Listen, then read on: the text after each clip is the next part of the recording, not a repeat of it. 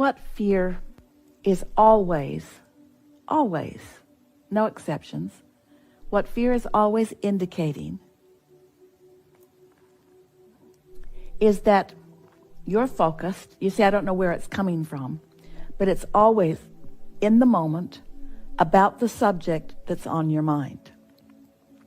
And what it always means is you have an opinion that is active right now. You've struck your tuning fork, so to speak, from something that you heard or something that you saw, something that you're thinking about, something that you're remembering, something that you're observing. It doesn't matter any of that. It only matters that you've struck the tuning fork, you're offering a frequency, and that frequency is out of alignment with the frequency of what you really know, what your inner being knows, what your inner being's opinion and perspective is about the same subject. So now we know that you've heard that from us on many occasions, and we know that you understand it. You said, I don't know where it's coming from because I was never like this. So let's just consider a little bit. A lot of people feel quite a lot of positive emotion because they are in an environment where the environment is demonstrating positive things to be observed. So when conditions are pleasing to you, it's not difficult to be pleased. The deliberate creation comes in when conditions that you may be remembering or noticing are not so pleasing, but you're able to calibrate, to focus, to be more deliberate about what you think about because you've practiced it, you've got some momentum going, the trend is there, so that you can bring yourself to good feeling thoughts anyway. That's what we call deliberate creation. So now we want to introduce into this specific conversation the difference between living a conditional love, which means I feel love, which means I'm in sync with my inner being. And it was easy to do because the conditions gave me something lovely or loving to observe. So it's nice that you feel love and loving as opposed to fear. But when you rely on conditions to be just right in order for you to feel it, now you can't go out into the world. Now you kind of have to hole up, as in our previous conversation, feeling guarded and afraid. Now, we think it is absolutely logical that with things happening around your world, COVID, lots of warnings about it, lots of shutdowns. So there is a less comfortable condition going on. Conditions that feel out of your control. Conditions that make it more necessary that you focus more deliberately. You can't just look around in a sort of default kind of attraction as you once could.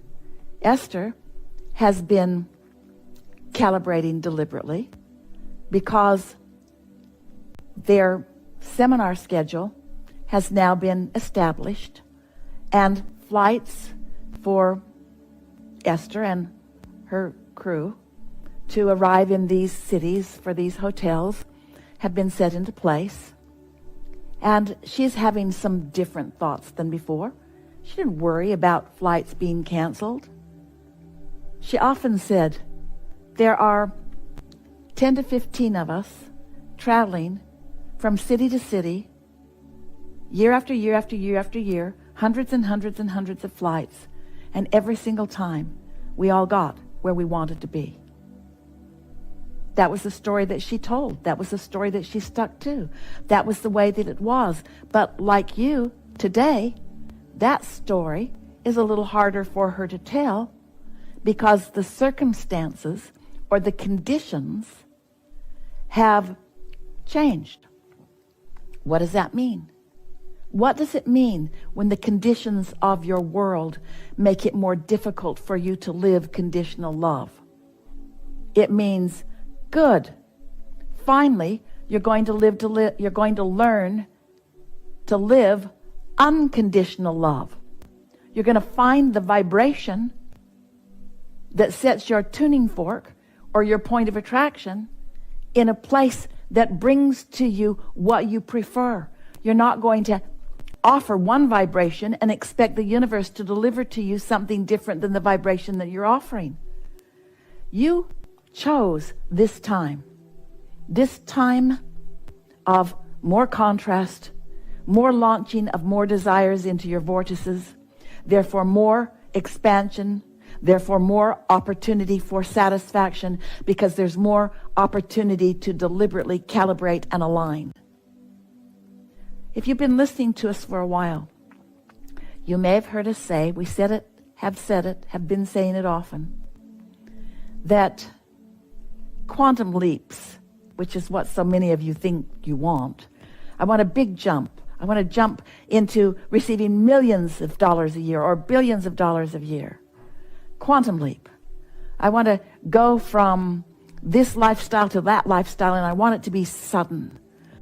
And we've been teasing you, saying what you want is a big change in circumstances or conditions that you can then observe and feel better. But those quantum leaps are hard on you. They're very rare, and they rarely last, because practicing a vibrational frequency into a gradual understanding and maintenance of it is really what you came into this environment wanting to discover and to accomplish and to enjoy or feel satisfaction about. And so, is it easier to feel more fearful in these times where it seems that there's more upheaval? Even though there's not more upheaval, you certainly do have more access to the information about the upheaval. Even though there's not more upheaval, you certainly do have more information that makes you serve yourself well. If in times, moments, when you are not agitated by something, we're not fighting for your alignment, but it's coming more easily, such as during meditation or during making a list of positive aspects or in a rampage of appreciation. If you will practice feeling good as often as you can when it's easy, then you'll put yourself in some momentum or trending where it's easier for you. Esther still has knee-jerk responses to things every single day, but they don't last long because she doesn't want them to. Because like you, she understands her point of attraction. She gets it, that she is a walking around tuning fork that the law of attraction is responding to, and it's not ever going to be different from that. So it's not that you don't trust the world. It's that you don't trust yourself in the world. And you know what's at the basis of that? We're talking to all of you. You've been practicing unworthiness and then doubling down to explain it. You've been a part of a competitive environment that is so determined for there to always be a right and a wrong, and people who are sure they're right, which means they're sure you're wrong. And you all have been arguing and squabbling and debating to the point that you really believe that you must constantly be in a state of defensiveness in this world of upheaval. And that just is not true. The world can be in upheaval, but your point of attraction can be steady. But you have to know it, and you have to trust it, and you have to be willing to accept your worthiness enough that you love yourself in order to accomplish that shift in your common point of attraction. It's a big story, isn't it? How humans came to not trust each other, and in the process messed up their own point of attraction, so that the law of attraction brought them evidence that they had things to worry about. And when you understand that that's exactly and only how it works, observing a situation, not liking it, and maybe even having anticipated that it might come, and now you're so wanting to prove that you knew that was going to happen, that you double down on it now that it did happen, not having a clue that you're doubling down on it in your attempt to prove that you were right about anticipating it, has got your tuning fork vibrating in a way that the law of attraction is going to answer your vibration with things that match it. Did you hear that? In your unworthiness and therefore defensiveness in wanting to prove your rightness over wrongness, you hold yourself in a vibrational frequency of a defensive stance that attracts the very thing that you're trying to defend against. Those were a lot of perfect, vibrationally accurate words. We know that in many cases you heard it. We're never going to stop telling you this story about how the universe works, because you came knowing how it worked and wanting to do your work within it. You were worthy when you jumped in. It's time to reclaim that sense of worthiness that your inner being has never stopped offering as a vibrational frequency. So what is fear? What is the reason for that negative emotion? Your inner being knows you're solid, and when you look around and defend against not being, you deviate from the vibrational frequency of your inner being, and that's what the feeling of fear is. That's all. Deviation from who you were before you were born, who you still are, non-physically speaking, inner being speaking, who you still are, separating from the you in your vortex. Once you know that, don't beat up on yourself. Don't harass yourself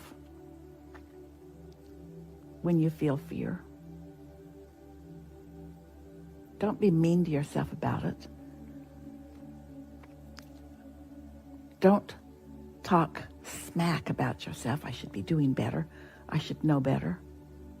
Instead, lovingly acknowledge, my guidance